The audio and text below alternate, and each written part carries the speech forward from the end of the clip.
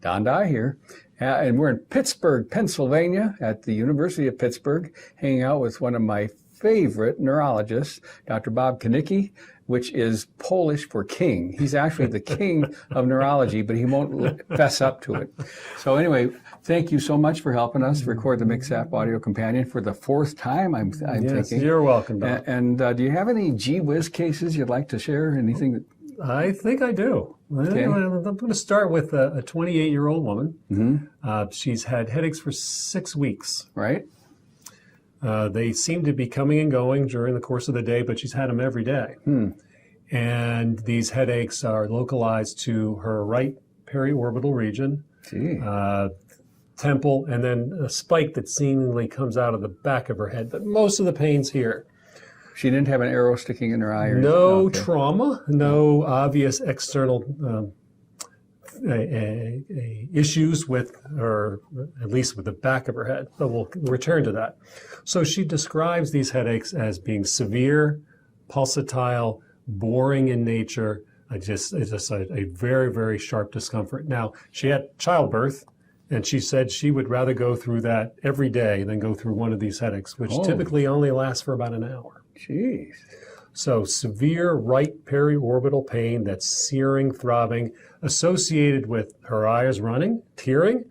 She says her nose gets stuffy and then starts to run as the headache dissipates. She notices that her eye seems all red. And this has been going on again for 6 weeks. Initially, maybe once or twice a day. Now it's 3 or 4 times a day, and she's had it. She talked to her primary care. Her primary care got an MRI of her brain. Her MRI is completely normal.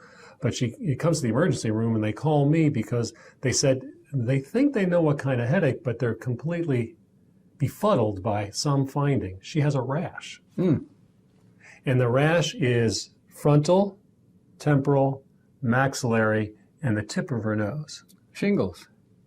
Too long. Yes, too long.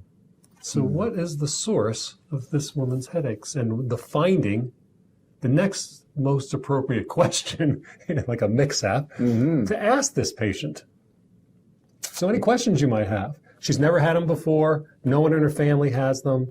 Normal neurological examination, I didn't provide that. Right. At the time I see her, the only finding is indeed some redness, some injection in her conjunctiva, but this rash, which is distributed both in the first and the second branches of the trigeminal nerve. What would you ask her? You got me. So what would you do with one of those headaches? What do you do during one of these headaches? Yeah. So what she does is she gets down on the floor. They're so severe that she gets down on the floor and grinds her face into the carpet. So when I saw this woman in the emergency room, and the emergency room is, they say, what would you come up with? A bunch of docs are sitting at the desk. This was a mic drop situation. I said, cluster headache and rug burn. Love it. Isn't that a good case? Yeah, I was kind of thinking cluster headache, but that didn't tell me about the rash. Yeah. All right, so I got another one. Here's another one. Okay, I'm ready. Outside headache, we'll do neurology now, real neurology. What people would say. I see, real. So we have a 35-year-old guy who's having trouble with his gait. He says, I'm really I feel like I'm getting out of balance, I'm getting weaker. Now, he is a self-described health nut. Okay. He's vegetarian, except that he also has fish, so he's pescatarian. Not Presbyterian. Pescatarian, yes. Okay. He might be Presbyterian as well. I didn't inquire. Could be, not mutually exclusive. Yeah. He has had these complaints now for a period of about 6 months. He thinks that his balance has been a bit more off. He has weakness, and he also thinks that maybe his feet feel full. He's walking on something. There's a different surface. Peripheral neuropathy. Yeah, that's the sense. Now he has maybe a little bit of paresthesia, it's not a big complaint, but now he's really starting to get weak, significantly weak. He says, I can't even do my workouts. I haven't been able to do that for a month, and now I'm having a hard time going upstairs and getting out of a chair. On his exam, he's otherwise completely healthy. Again, no medical problems. On his exam, he has loss of joint position and proprioception and vibratory sense in his feet, Wow. ankles, both. He has weakness, a paraparesis that affects only his lower extremities. He notes that the pain and temperature sensation are normal when we test him there. So his reflexes are slightly increased. He has bilateral extensor plantar responses. So his key findings are bilateral lower extremity weakness with extensor plantar responses and hyperreflexia, loss of joint position sense and vibratory sense, and intact pinprick and temperature. He's had spinal imaging that shows some hyperintensity along the spinal cord that it appears to involve the dorsal column. So we checked a B12. That's what I was going for. And I did not ask in advance, after our... Because he's vegetarian. Right. So he could have low B12. 600. Okay, so his B12 level is 600. Right, it's over 400, so he's in good shape. And so we do an LP, his CSF is completely normal. All right, you got me. He looks like subacute combined degeneration, right? It looks like B12 deficiency, but it's not B12 deficiency. He actually has a microcytic anemia to add to the picture, and a little bit of abdominal pain.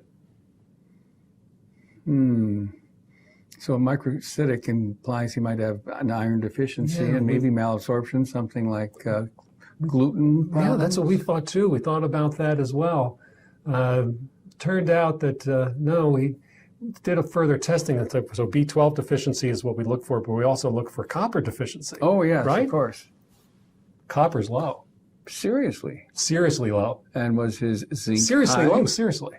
Was the zinc high? His zinc was very high. So this was zinc toxicity. This guy was taking, usually you take, 10, 15 milligrams, maybe 50. He was taking 800 to 1,000 milligrams of zinc per day. For how long? Months. Wow. He was taking 10,000 milligrams of vitamin C. He was a health nut that was afraid of getting sick. This guy did not want to get sick. So he took all this vitamin C and all this zinc. Too much of a good thing. Yeah, zinc toxicity. Yeah, that's what it was. That's a great case. Yeah, it's a great case, isn't it? Yeah.